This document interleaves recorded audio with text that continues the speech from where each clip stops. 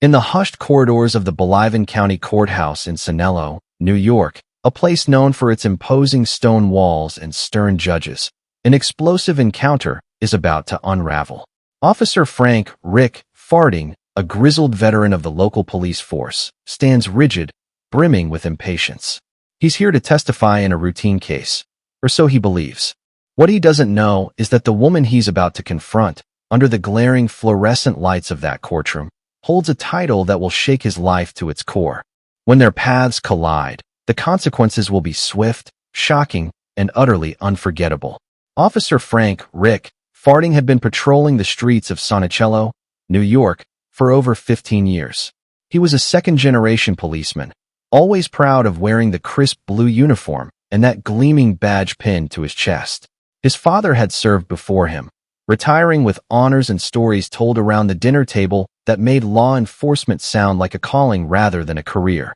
But somewhere along Rick's journey, that sense of duty had become tangled with bitterness and cynicism. It was evident in how he interacted with the people he was sworn to protect, his rough manner, his quickness to judge. He didn't consider himself a bad cop. In his mind, he was just a realist, someone who saw things for how they really were. Sullivan County Courthouse loomed in the heart of Santiago, an austere building with tall Grecian columns lining its front entrance. Locals whispered about the many stories that had played out within its halls, the scandalous political trials, the small-town disputes taken too far, and the heartbreaking custody battles. And while Santiago wasn't exactly a bustling metropolis, the courthouse stayed busy with a mix of petty crimes, civil disagreements, and occasional high-profile cases. This morning, the fluorescent lights flickered in the long corridor leading to Courtroom B, where Rick had been summoned to testify in a minor assault case. The routine was all too familiar. Fill out the necessary paperwork, wait for the bailiff to call him in, then recite the details of an arrest from memory. He was good at it. He prided himself on how thoroughly he documented incidents, even though some of those incidents were overshadowed by his own biases. But to him, that was just part of the job. He rarely questioned whether any prejudice clouded his judgment. If someone had asked him how he felt about the changes rumored to be happening within the Santiago Police Department, he would have shrugged. Everyone in town was buzzing about the new leadership, rumored to arrive that very week, but Rick didn't pay attention to the grapevine. His mind was on more immediate concerns: his mortgage, his aging mother's medical bills, and the tension gripping his neck whenever he thought about life beyond the force. He was the kind of officer who believed if you kept your head down and did your job, you'd be rewarded for your loyalty. In stark contrast, in a quiet corner of the hallway, a tall, poised black woman named Sandra Cassie Sunrow observed the swirl of activity. She was dressed in a sharp charcoal gray suit, with her hair elegantly styled into locks that framed her face. Her eyes were keen and steady, missing nothing that transpired around her. Cassie had just arrived in Santiago the previous night, hardly having time to adjust to the crisp autumn air or even finalize the details of her new office. But she had a mission: to bring some much-needed reform to a department that had been stuck in the past.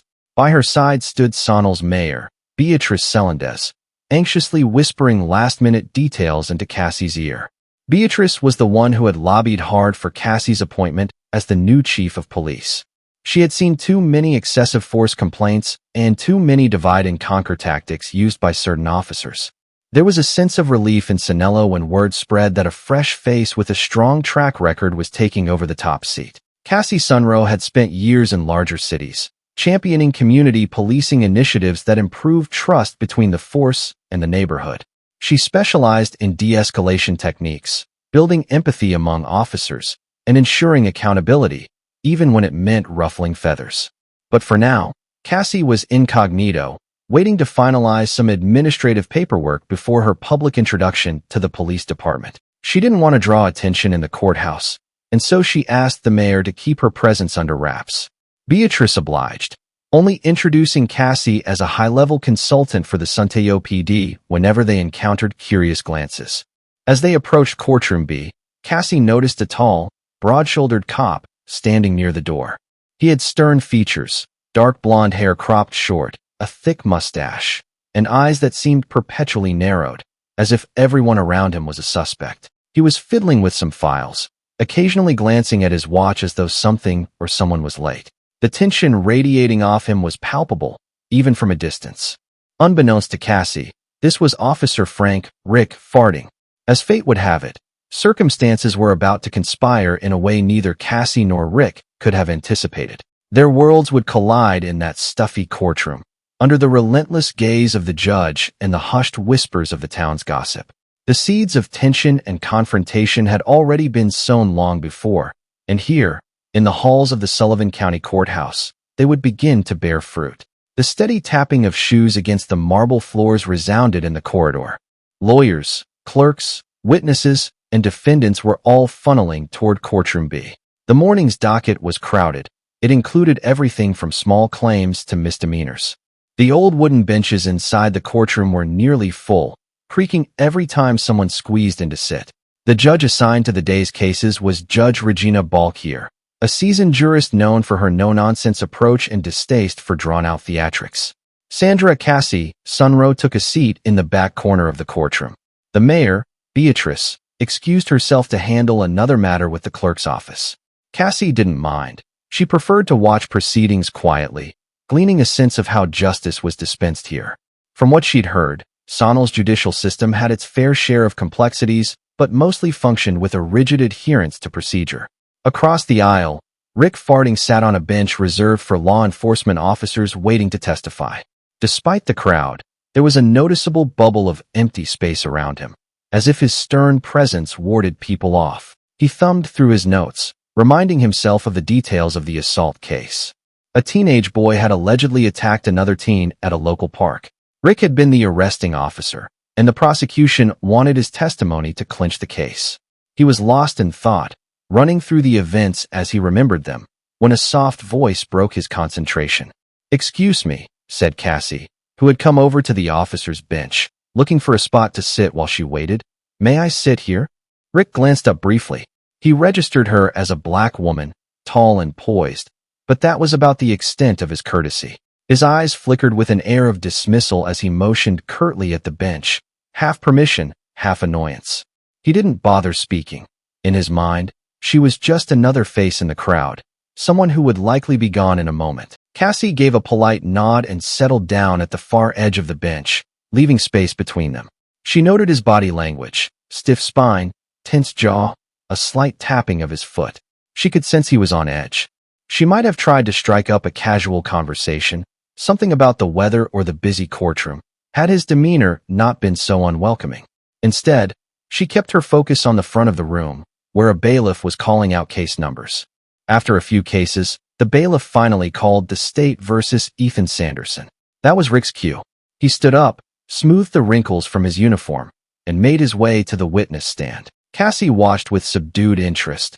She had seen this type of cop countless times before, rigid, by the book, and, if local rumors were accurate, occasionally too quick to use force. As the new chief, she'd need to work with him, but at this moment, she was content simply to observe. Rick gave his testimony.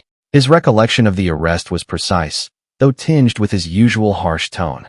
He described how he'd arrived at the scene, found two teenagers scuffling, and broke up the fight.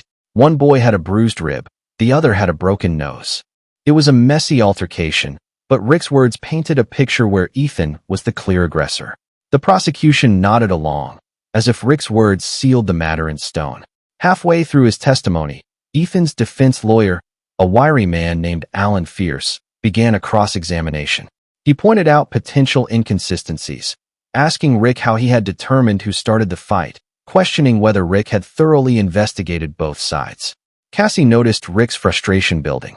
His narrowed eyes, the tick in his jaw, told her he wasn't used to being second-guessed, and he didn't like it. Eventually, Judge Balkier intervened, reminding everyone to keep calm and stick to the facts. That effectively concluded the hearing for that case, leaving the final ruling for another day. Rick stepped down, a faint scowl etched into his features. He hated these legal formalities. In his view, if he arrested someone, they were guilty, end of story. He returned to his seat on the bench, dropping heavily into it. Cassie discreetly watched him, noticing how his tension hadn't dissipated, even though his testimony was done. Moments later, the bailiff called out the next case, People versus Allison Green. Cassie stiffened instantly, recognizing the name from the paperwork she had reviewed. Allison Green was a local activist who claimed police misconduct during her arrest at a peaceful protest. Cassie had been reading up on that file because it raised concerns about excessive force, and from the incident report, she recalled that the officer in question was none other than Frank "Rick" Farding. Across the room, Judge Balkier's face revealed an undercurrent of tension. This was a high-profile local matter, and the judge seemed ready for another round of friction. Cassie had only been in Santiago a short time, but she had read enough about the case to know it was significant. The protesters were rallying for better oversight of the local police, and the situation escalated. Allison Green claimed that Officer Farding tackled her without warning, injuring her shoulder. Rick stood again, this time with visible annoyance. He walked up to the witness box like a man about to face an interrogation he found beneath him.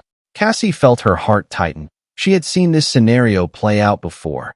A community activist trying to hold law enforcement accountable, a combative officer who didn't see the bigger picture, and a town caught in the crossfire. As Rick settled in for questioning, Cassie took a deep breath. Though she was the soon-to-be police chief, she was here only as an observer today. But something in her gut told her that she would soon be more than an observer, much more. "Allison Green, please step forward," the bailiff announced. A young black woman with braided hair stood, her left arm in a sling.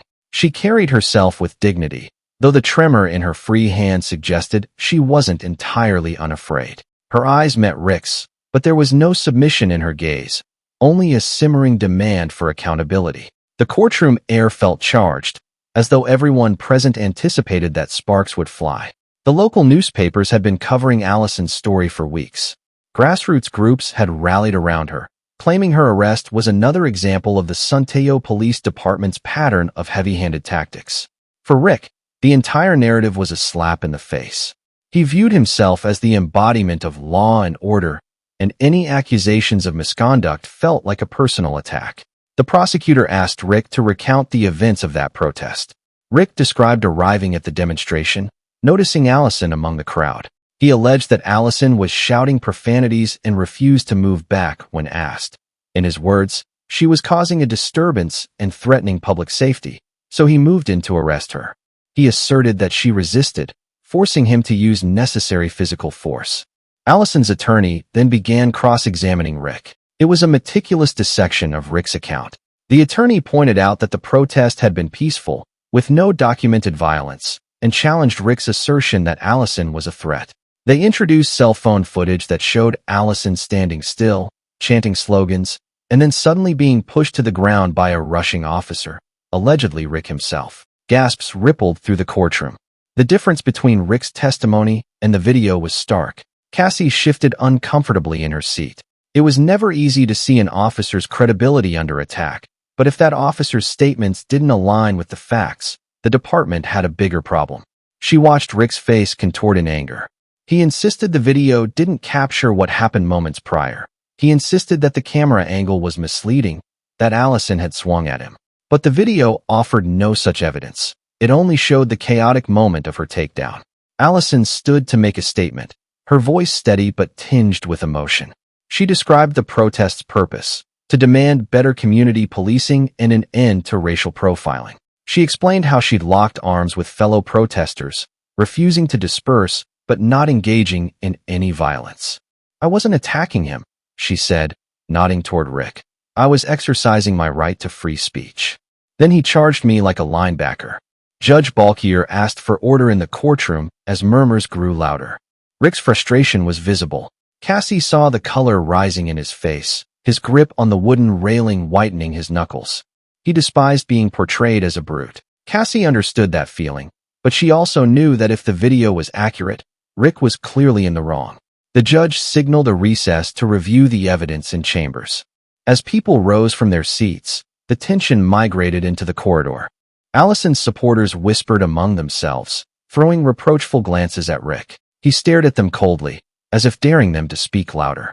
It was a standoff, two sides believing they were righteous, no one ready to blink first. Cassie felt an urgency swelling within her. She was about to assume command of these officers. If Rick Farding was emblematic of the department's entrenched culture, she had a mountain to climb. She considered whether to step outside and make a quick call to the mayor, but opted to stay put and wait for the judge's return. Perhaps seeing this entire matter play out in full view would give her clearer insight into what needed to be done. Soon, the bailiff called everyone back in. Judge Balkier, looking more stern than ever, addressed the court. I've reviewed the footage and the statements provided. There is sufficient evidence that calls Officer Farding's version of events into question. However, it would be premature to render a final decision without further testimony and an internal affairs report. For now, Miss Green is released on her own recognizance, pending further investigation.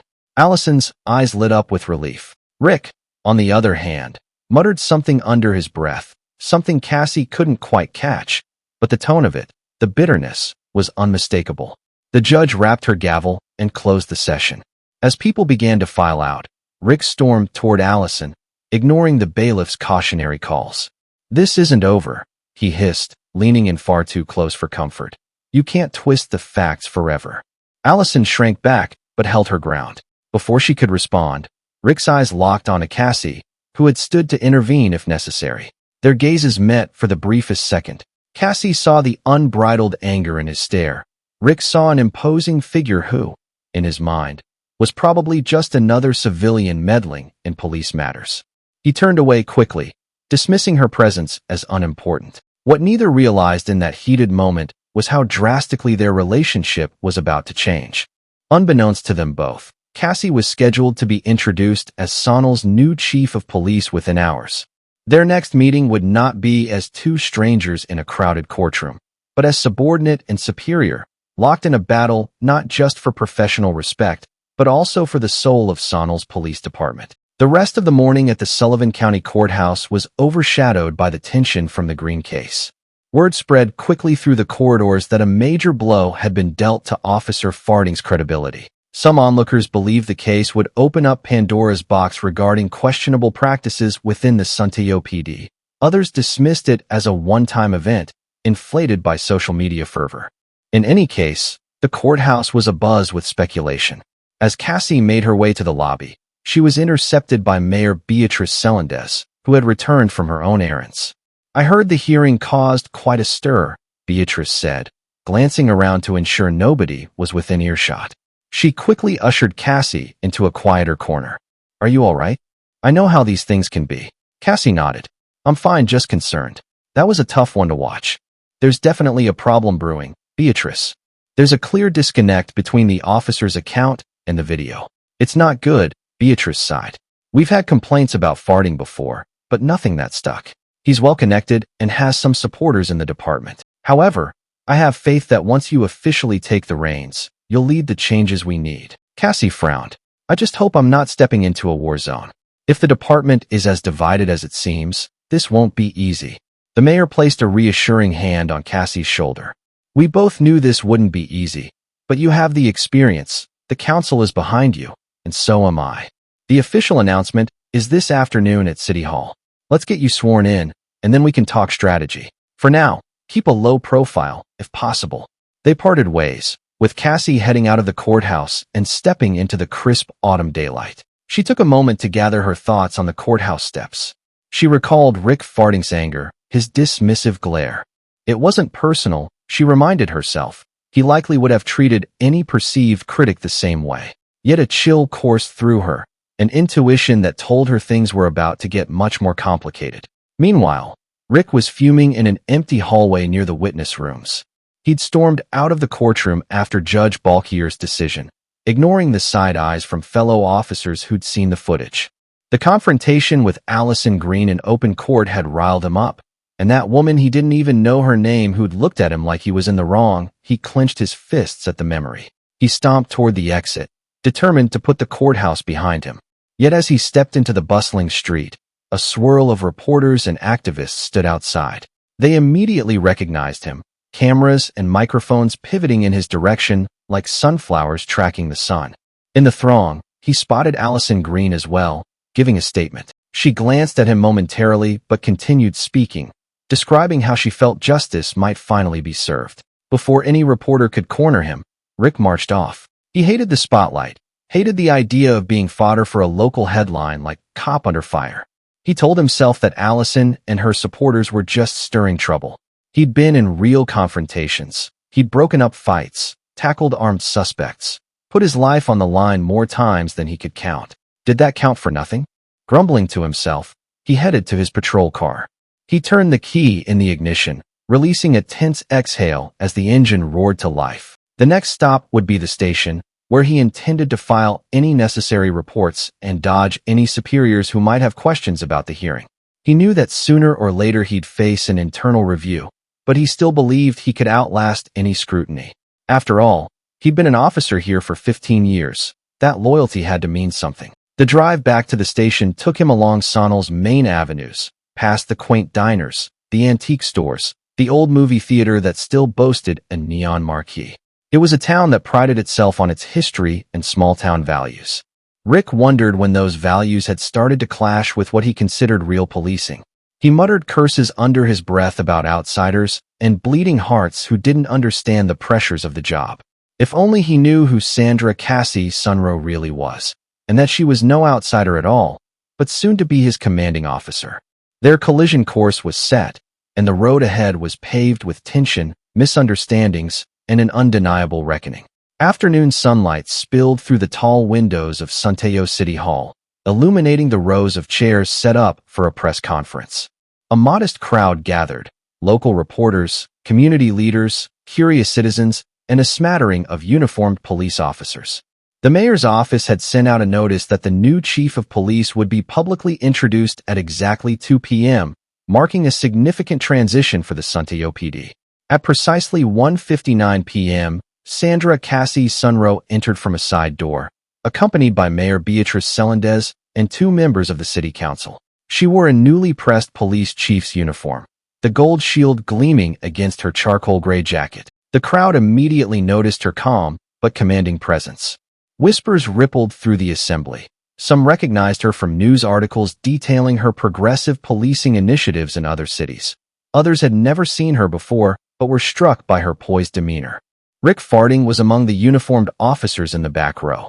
He had arrived late, only because the station's watch commander insisted all available officers attend the announcement. Standing with his arms crossed, he had been half listening to the mayor's opening remarks about new leadership and fresh direction. He cared little for political fanfare.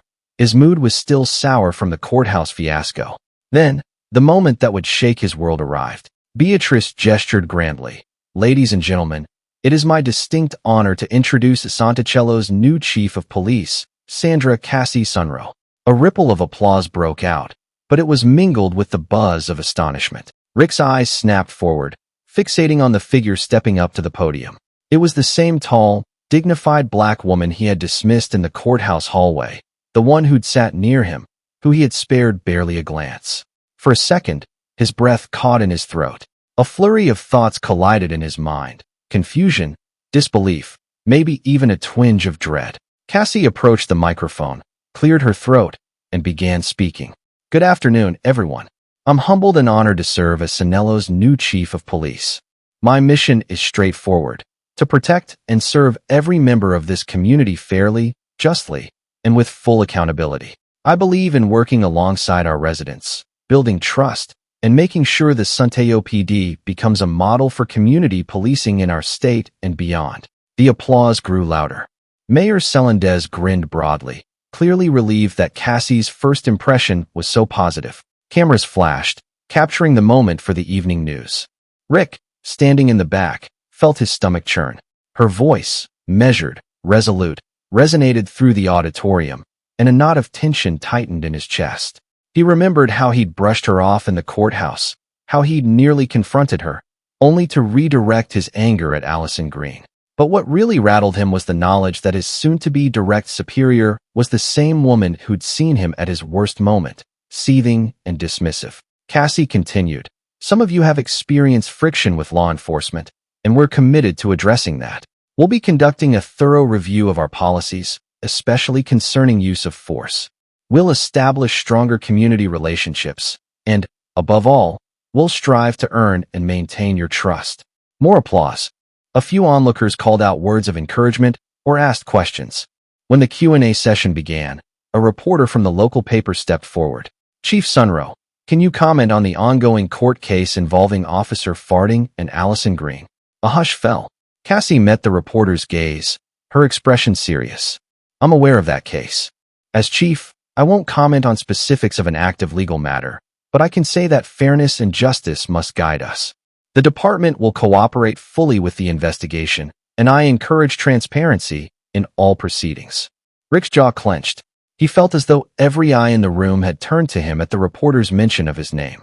In truth, only a few scattered glances came his way, but in that moment, the humiliation burned through him like acid. He was too proud and too used to being untouchable to accept that he was suddenly under the microscope. As the conference wrapped up, Cassie stepped away from the podium to mingle briefly with attendees. She shook hands with community leaders, city council members, even a few watchful citizens who approached her. At last, she made her way to the rear of the room, where Rick stood frozen, like a statue. She extended her hand, her face kind but reserved. "It's nice to meet you, Officer Farding. I look forward to working with you," she said, her voice calm. He stared at her outstretched hand for a brief second, then shook it with the mechanical stiffness of someone who had no choice. A flurry of conflicting emotions churned inside him. Anger, embarrassment, defiance, maybe even fear. "Chief," he muttered. He quickly excused himself, turning on his heel and leaving the room before she could say anything else. Cassie watched him retreat, her hands still lingering in the air. She'd seen officers like him before, men who believed that authority was absolute, who resisted change even when it was desperately needed. She understood that bridging the gap between them wouldn't happen overnight, but that didn't change the fact that a fault line had emerged in the Sonicello Police Department, and she, Sandra Cassie Sunro, was standing right on top of it, determined to make sure the foundation was rebuilt, not just for herself, but for everyone in Santiago who deserved a better path forward. The next morning, Sandra Cassie Sunro arrived at the Sonicello Police Department headquarters just before dawn. She parked in the designated chief's spot, feeling a slight tremor of excitement and anxiety. The building was a squat, brick structure that had seen better days. The windows had a smudged film from years of weather and insufficient maintenance. But within these walls, a shift was about to begin, one that Cassie hoped would transform how policing was done in this town. She stepped inside, greeted by the harsh glow of fluorescent lights. The overnight shift was winding down, and a few bleary-eyed officers offered polite nods.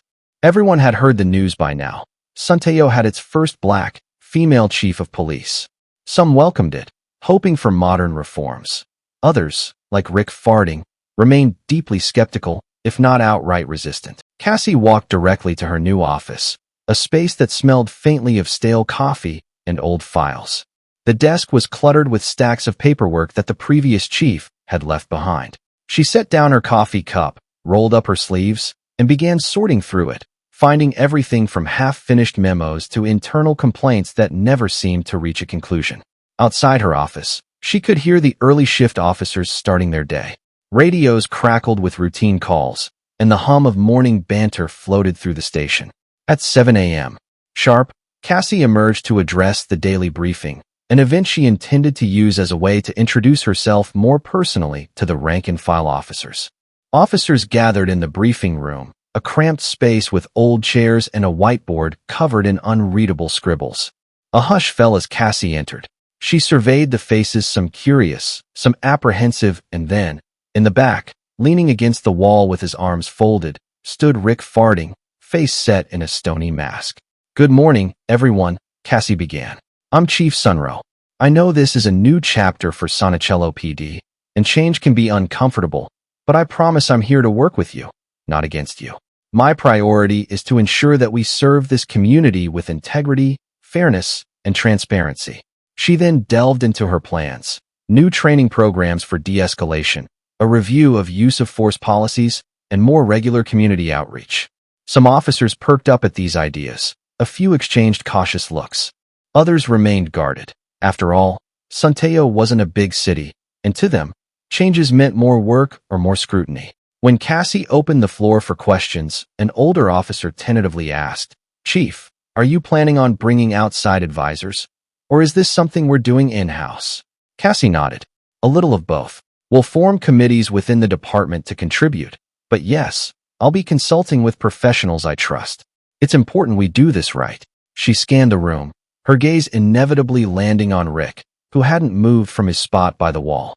She could sense he had opinions, strong ones, but he remained silent. Finally, she concluded the briefing, encouraging everyone to keep an open line of communication.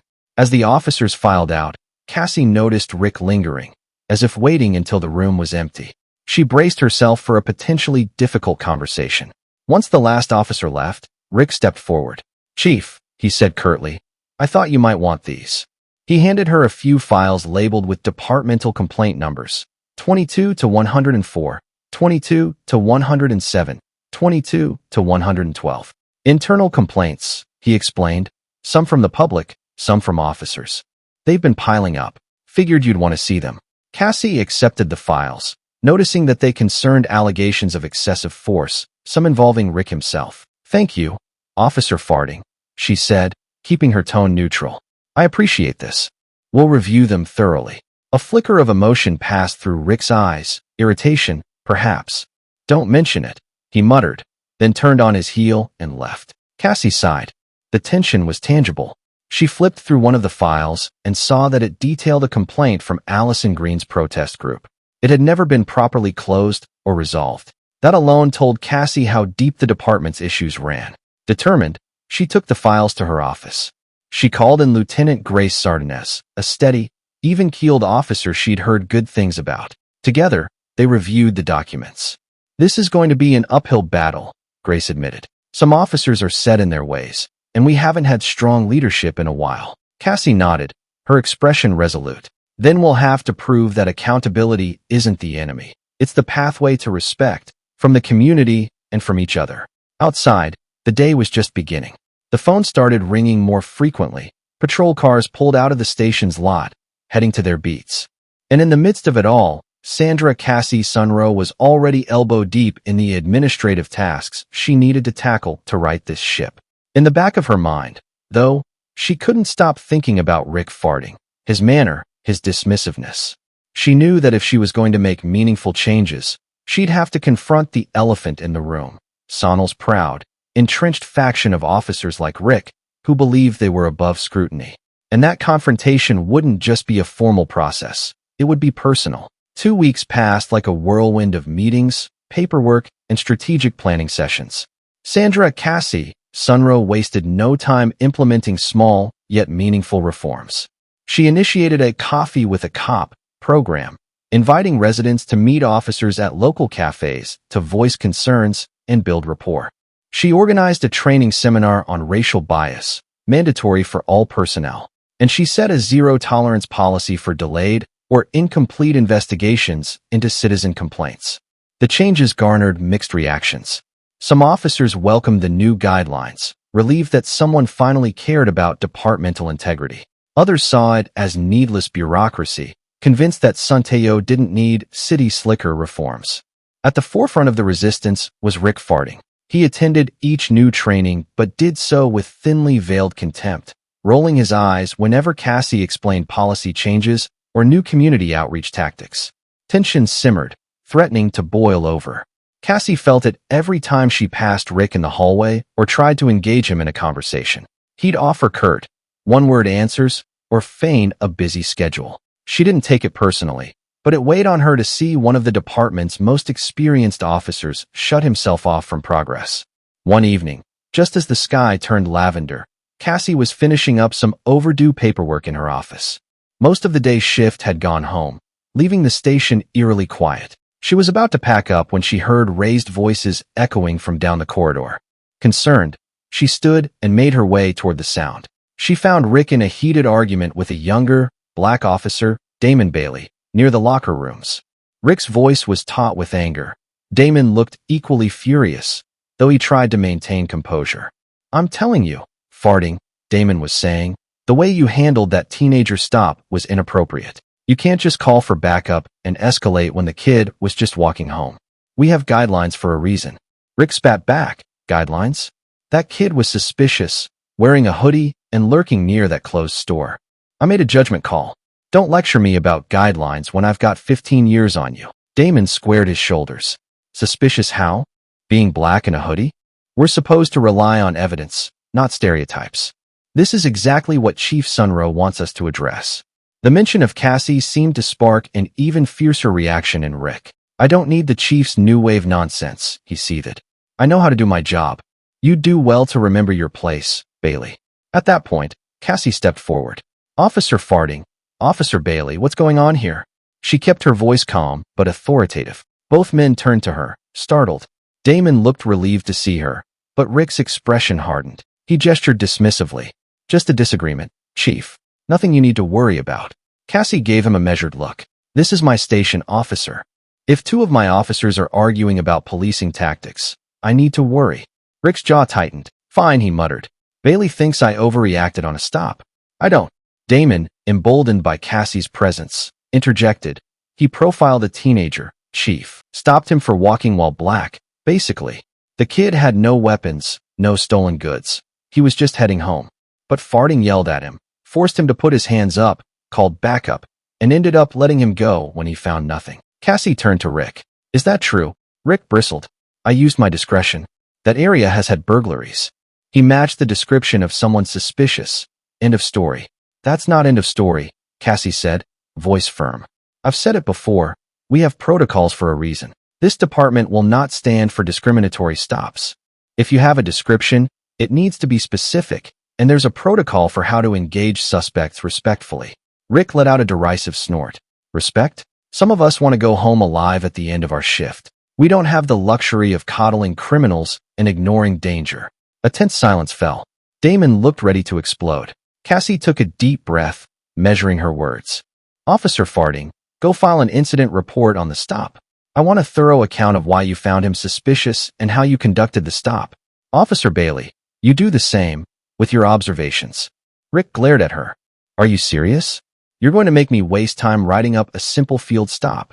Yes, Cassie replied, her tone unyielding. We document everything. That's the new protocol. If you had good reason, it should be easy to write up. For a moment, it seemed like Rick might challenge her. Then he huffed, turned on his heel, and stomped off toward the administrative desk. Damon exhaled in relief. He turned to Cassie, gratitude mingled with lingering frustration in his eyes. Thank you, Chief. This has been happening too often, and I'm tired of it. Cassie nodded sympathetically. I understand, and we're going to address it. But remember, keep your composure. We're trying to fix the system from within. Damon nodded and left to write his report. Cassie stood there a moment longer, the echo of Rick's footsteps reverberating down the hallway. She felt the weight of the challenges that lay ahead. Confronting officers like Rick, who believed that authority trumped accountability, was never simple, but it was necessary. She returned to her office, knowing tonight's paperwork just got a lot heavier. As the weeks went by, the tension surrounding Rick's excessive force complaint with Allison Green began to reach a tipping point. The internal investigation, which Cassie insisted on expediting, uncovered several disturbing inconsistencies in Rick's statements. Witnesses and cell phone videos contradicted him at multiple points. The city council called for a hearing to determine whether disciplinary action, or even criminal charges, were warranted. A date was set for the hearing, the very same Sullivan County Courthouse where Rick had previously testified. This time, however, he wasn't just a witness. He was the subject of scrutiny. Local activists rallied outside, while the media prepared for a potential landmark case that could set a precedent for accountability within small-town police departments. On the morning of the hearing, Rick arrived early, wearing his uniform as if it were a layer of armor. Despite growing evidence, he maintained his innocence, refusing to believe he'd done anything wrong.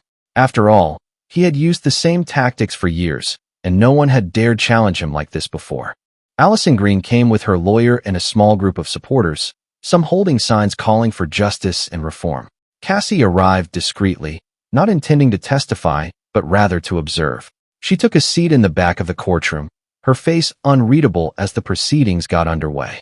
The state's attorney presented footage from the protest, freeze-framing the moment Rick tackled Allison without issuing a clear warning or command. Witnesses testified that the crowd was peaceful, that Allison had complied with instructions to stay behind a barricade. The attorney drove home the point that Rick's actions were unprovoked and excessive. Rick's defense lawyer attempted to argue that the crowd was unruly, that Officer Farting had perceived a threat, but the judge, increasingly skeptical, pressed Rick to explain the discrepancy between his initial report and the video evidence. Rick stumbled through his explanation, claiming that the camera didn't show everything, that Allison had been shouting threats before the tackle. But no one else corroborated his story. Allison herself took the stand, describing the pain and humiliation she felt. "I was there to protest peacefully," she said. "But instead, I ended up with a dislocated shoulder and a fear of the police, who should be protecting us." Her voice trembled with emotion, yet her resolve was clear. Cassie watched Rick's reaction closely as Allison spoke. His gaze flickered with annoyance, but there was also a hint of something else, maybe desperation. He glanced around, as if searching for an escape from the onslaught of damning evidence. Reality was closing in on him. When the state's attorney rested her case, the courtroom buzzed with anticipation. Judge Balkier, the same jurist from before, announced that she would deliver her ruling the following week, taking into account the internal review, testimonies, and the new department policies under Chief Sunro. Rick left the courtroom in a flurry, ignoring reporters' questions. Outside, Cassie found him by the courthouse steps, staring at the group of activists across the street.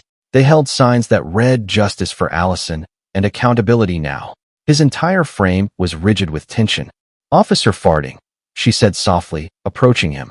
He turned abruptly, startled to see her. She continued, "I realize this is a difficult time for you, but this is the process. We can't ignore evidence." He scoffed. "You'd love to see me fired, wouldn't you?" Cassie shook her head. "I don't want to see any officer fired without cause. But if the evidence shows misconduct, the department has to take appropriate action. That's our job, to uphold the law, not skirt it." A flash of raw anger crossed his face. "You don't know me, Chief. You don't know what it's like on the streets, or the dirt we have to wade through every day." Cassie maintained her composure. "I've been on plenty of streets, officer, and I understand the dirt. But we can't let it become us. That's all I'm trying to say." For a moment, she thought she saw the faintest crack in his facade, a flicker of introspection or regret. But then it was gone, replaced by his usual hardened glare. He turned away without another word, heading for his patrol car. As Cassie watched him drive off, she couldn't help but recall her own early days as an officer, the time she'd had to make snap decisions under pressure. But the difference was, she'd taken accountability to heart, adapting her methods when confronted with her own mistakes. Rick's refusal to self-reflect was his undoing, and now, karma was bearing down on him with a force he could no longer outrun. The day Judge Balkier announced her decision, the Sullivan County Courthouse was at full capacity. Word of the impending ruling had spread far, drawing not just local residents, but media outlets from nearby cities. Tension hung in the air like a thundercloud, ready to burst. Allison Green and her supporters filled one side of the gallery, quietly hopeful. Many held hands in solidarity, bracing themselves for the moment that could either solidify their faith in the legal system or dash it entirely. On the other side, a handful of off-duty officers and Rick's family members sat in a tight cluster, supporting him with wary eyes. Sandra Cassie Sunro arrived early, taking her usual spot in the back row. She was not there to gloat or pass judgment. She simply wanted to bear witness to a turning point in Santello's law enforcement narrative. She noticed a few of her officers scattered throughout the room. Some offered respectful nods. Others avoided her gaze, their loyalties torn between solidarity with a fellow cop and the realization that justice had to prevail. At exactly 10 a.m., Judge Balkier entered. The courtroom fell silent. With a steady voice, she detailed her findings. The evidence, video footage, witness testimonies, internal department records, proved that Rick Farding used excessive force and failed to follow protocol in dealing with Allison Green. Her words were measured but decisive. "As an officer of the law," Judge Balkier said, "it is your duty to use the minimal necessary force. The video evidence and witness accounts clearly contradict your claim that Miss Green posed an immediate threat. This court finds that you, Officer Farding, acted with an unwarranted level of aggression. Furthermore, your subsequent reports contained inaccuracies that suggest deliberate falsification." A collective hush fell over the room. Rick Farding sat at the defense table, hands clenching the edge so hard his knuckles turned white. The judge continued, her tone unwavering. "I'm recommending disciplinary action, up to and including termination, pending a final review by the Santello Police Department and its chief. Additionally, I am referring this case to the district attorney for possible charges related to the falsification of official documents. The moment she finished speaking, murmurs rippled through the crowd. Some activists exhaled audible sighs of relief. Others dabbed tears from their eyes. The group around Rick stiffened, stunned. Allison Green lowered her head and wept softly, the release of months of anxiety catching up with her. Rick's lawyer tried to object, but the judge firmly stated that her decision was final, as far as the court was concerned. The hearing ended with the bang of a gavel that seemed to echo endlessly. Outside, the scene was chaotic. Reporters clustered like bees, shouting questions at Allison, her lawyer, and anyone else who might offer a soundbite. Camera flashes lit up the overcast sky. Supporters of Allison cheered for justice served, while Rick's family huddled close, some openly crying. Cassie waited for the crowd to thin, then approached Allison. The two women shared a brief moment of understanding, though it was tinged with the gravity of the situation. "I'm sorry this happened to you," Cassie said. "We have a lot of work to do, but I promise you, changes are coming." Allison nodded, her eyes still watery. "Thank you, Chief. It's a start." Turning away from the throng, Cassie saw Rick standing by the courthouse steps, staring off into the distance like a man who just lost his footing. She walked over, treading carefully. "Officer Farding? Rick, do you need a ride back to the station?" He didn't respond at first. Then his voice came in a hoarse whisper. "I guess I won't be an officer for much longer, right?" He turned to her, and in his eyes, she saw a man grappling with the collapse of a reality he had clung to. "Everything's crumbling." Cassie shook her head gently. "This is a critical moment, Rick. You could reflect on what went wrong. Maybe learn from it." He cut her off. "Learn what?" "That the system I served for 15 years chews you up and spits you out the moment some activist brandishes a camera phone." A bitter laugh escaped his lips. "I should have seen this coming. The department's changed." "Yes, it has," Cassie agreed. "And it needed to." He stared at her for a moment, as if debating whether to lash out, but perhaps the fight had left him. Shoulders sagging, he walked away, blending into the crowd until he disappeared from view. Cassie's heart felt heavy. She believed in second chances, in the power of redemption, but some lines, once crossed, change everything. Rick Farding would likely face criminal charges if the district attorney proceeded. His days in law enforcement were numbered, and he had no one to blame but himself. Taking a deep breath, Cassie walked back to her car. The steady drizzle that had begun felt like a cleansing, washing away the stubborn remnants of the old guard's hold on Santiago. She thought about the path forward, rebuilding trust, instituting fair policies, hiring and training officers who believed in serving the community, not dominating it. And she knew, deep down, that even though today was a victory for accountability, the road ahead remained long and demanding. But for the first time since she'd arrived, Sandra Cassie Sunrow felt a surge of optimism. The reckoning had come, and despite the pain it caused, real change was finally possible. In the aftermath of Rick Farding's downfall, a new spirit began to blossom in Santiago. Under Chief Cassie Sunrow's vigilant leadership, community policing programs expanded, open forums were held to rebuild faith in law enforcement, and the town watched as the promise of accountability took real shape. Though many hurdles remained old prejudices, new challenges, the steps taken heralded a future guided by transparency and understanding. Thank you for watching and experiencing this emotional journey with us. If this story moved you, sparked your thoughts, or made you reflect on justice and change, we invite you to like this video, share it with others who might find it meaningful, and subscribe to our channel for more impactful stories. Your support helps us continue shining a light on the issues that matter. Thank you once again for being a part of this story's powerful message.